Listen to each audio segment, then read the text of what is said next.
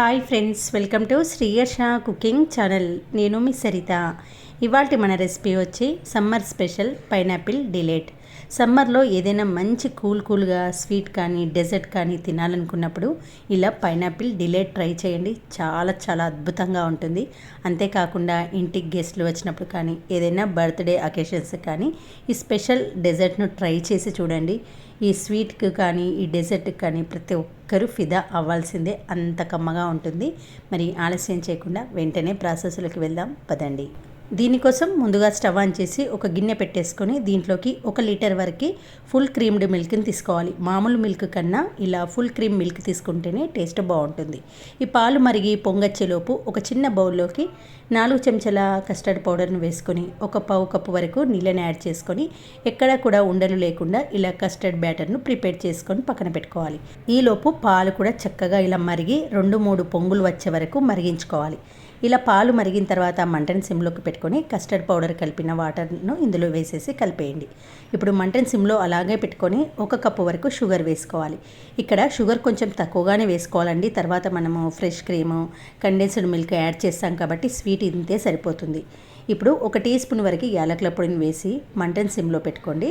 తర్వాత 1 tea spoon వరకు vanilla ఎసెన్స్ని వేసుకొని సిమ్లో పెట్టుకొని సుమారుగా 4-5 నిమిషాల పాటు మరిగించాలి. కన్సిస్టెన్సీ స్టవ్ ఆఫ్ చేసే ముందు ఇలా ఉండాలండి. మరీ చిక్కగా ఉంటే చల్లారిన తర్వాత మరి కాస్త చిక్కగా అవుతుంది కాబట్టి స్టవ్ ఆఫ్ చేసే ముందు ఈ కన్సిస్టెన్సీలో ఉండాలి. ఇప్పుడు స్టవ్ ఆఫ్ చేసి పూర్తిగా చల్లారే వరకు పక్కన పెట్టేయండి. తర్వాత మనము ఒక 10-15 బ్రెడ్ స్లైసెస్ను ఇలా పక్కకున్న పాటును తీసేసి స్లైసెస్ అన్నీ రెడీగా పెట్టుకోవాలి. తర్వాత ఒక పైనాపిల్ తీసుకొని పీల్ ఆఫ్ చేసుకొని ఇలా వీలైనంత చిన్న చిన్న ముక్కలుగా కట్ చేసి పెట్టుకోవాలి. తర్వాత స్టవ్ ఆన్ చేసి ఒక ప్యాన్లోకి 2 టేబుల్ స్పూన్ల షుగర్ వేసుకొని మనం కట్ చేసి పెట్టుకున్న పైనాపిల్ ముక్కలని ఇందులోకి వేసుకొని మంటను సిమ్లో పెట్టుకొని సుమారుగా 6-7 నిమిషాల పాటు ఉడికించుకోవాలి. మూత పెట్టి ఉడికించండి.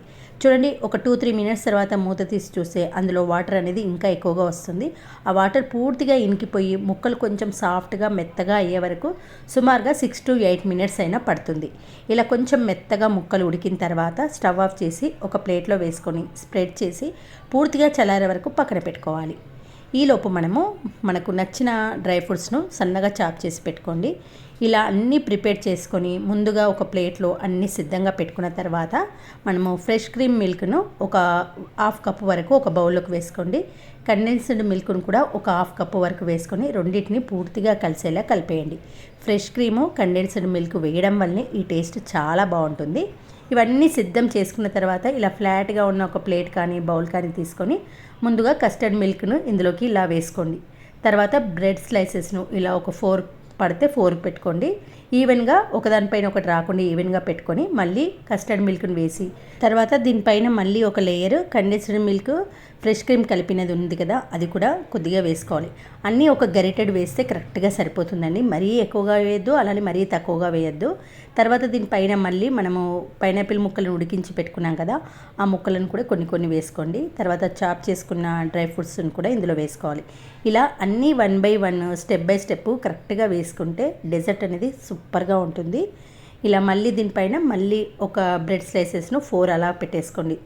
2 లేయర్స్ వచ్చేలా చేసుకోవాలి. తర్వాత మళ్ళీ కస్టర్డ్ మిల్క్, తర్వాత కండెన్స్డ్ మిల్క్, ఫ్రెష్ క్రీమ్ది ఒక లేయరు, తర్వాత పైనాపిల్ ముక్కలు, తర్వాత డ్రై ఫ్రూట్స్ను ఇలా వేసుకోండి. తర్వాత పైన మాత్రం ఇలా కొంచెం ఫ్రెష్ క్రీమ్ను యాడ్ చేసుకోండి. అంతేనండి. ఇలా ప్రిపేర్ చేసుకున్న ఈ బౌల్ను ఫ్రిడ్జ్లో పెట్టుకొని ఒక 2 అవర్స్ తర్వాత అప్పుడు టేస్ట్ చేయండి. ఎంత బాగుంటుందో మీకే తెలుస్తుంది. ఇలా 2 అవర్స్ తర్వాత నేను ఫ్రిడ్జ్లో నుంచి బయటకు తీసి సర్వ్ చేస్తున్నాను. ఇలా ప్లేట్లో ఒక్కొక్క బ్రెడ్ స్లైసెస్ను కింది నుంచి వచ్చేలా తీసుకొని ఇలా ఒక ప్లేట్లో వేసుకొని కొంచెం కస్టర్డ్ మిల్క్ను యాడ్ చేసుకొని టేస్ట్ చేయండి. చాలా చాలా బాగుంటుంది. ఇంటికి వచ్చిన గెస్ట్లకు పెట్టి చూడండి, ఫిదా అవ్వాల్సిందే.